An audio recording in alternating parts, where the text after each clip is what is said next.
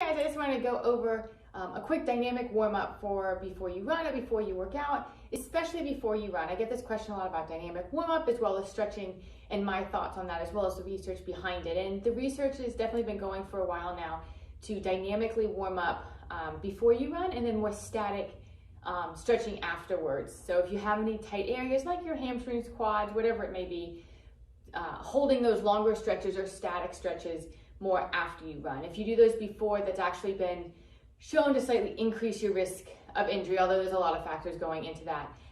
But the dynamic warm-up also keeps your heart rate up a little bit, really gets you ready for the session. So a couple of my favorites is starting with more your hamstring. So you put one foot in front, heel on the ground, and then you're gonna pivot from your hips. So making sure you're not really arched over. Feel a good stretch here in your hamstring, and then you just hold it for maybe 2 to 3 seconds. You'll take 3 steps and then do the other side. Okay, and then 3 steps and then do the other side. And you would do that for probably 10 or 12 steps, so 5 to 6 on each side, okay? And probably do that twice. So go down, if you're in the street or in the gym or anything, go down and then come back. The next one is more for your quads, so you're gonna grab your ankle like you're doing a traditional quad stretch, but then you're gonna pivot forward just like we did before the last one. So that adds a little bit more of the hip flexor, really works the quad, and you're also working on your balance, which running is a series of single leg hops. So we wanna make sure you're super balanced and ready to go. So then you'll take 3 steps, and then you'll do the other side. So grab it here, nice good tall posture, pivot from your hips down, and then come up. Same thing, all of these, 10 to 12 times, so that's 5 to 6 on each side, going down and back, so doing it twice. The next one I like is just a traditional heel walk. So you bring in your toes up off the ground, arms in a good carrying position like you're running, and just quick steps, pushing into the ground, keeping your heels up. And this really warms up your shins.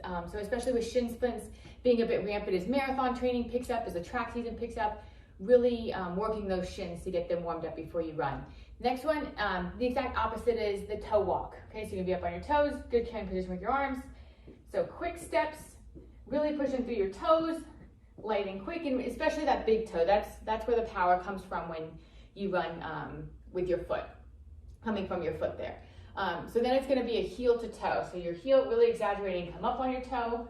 Again, arms in a good carrying position, driving this knee forward, and then coming up on your toe. And with those last 3, same as the first 2. Do 10 or 12 one way, do the same thing back, and then move on to the next one. So we got 2 more. So the next one is a modified lunge.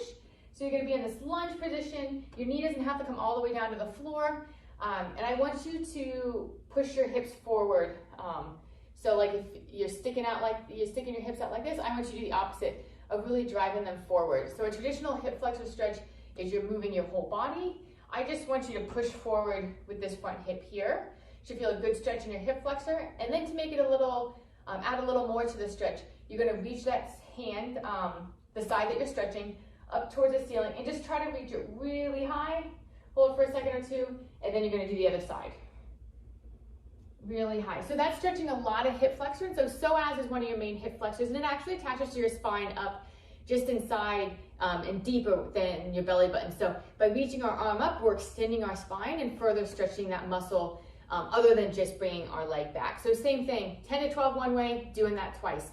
And then the very last one is a side shuffle. So you're gonna side shuffle 1 time, and you're gonna pivot from one side to the other, just opening up your hips. And then you do another side shuffle, and pivoting one side to the other, and then coming back. Same thing, 10 to 12, come back to get 2 of those in. And those are my favorite ones for before you run or before you work out. And then I would go into a couple strides, maybe 10 to 12 second strides, just to get your heart rate up, perfect form to really get ready for the session. So I hope you guys got something from this. Let me know if you have any questions, and we'll see you next time.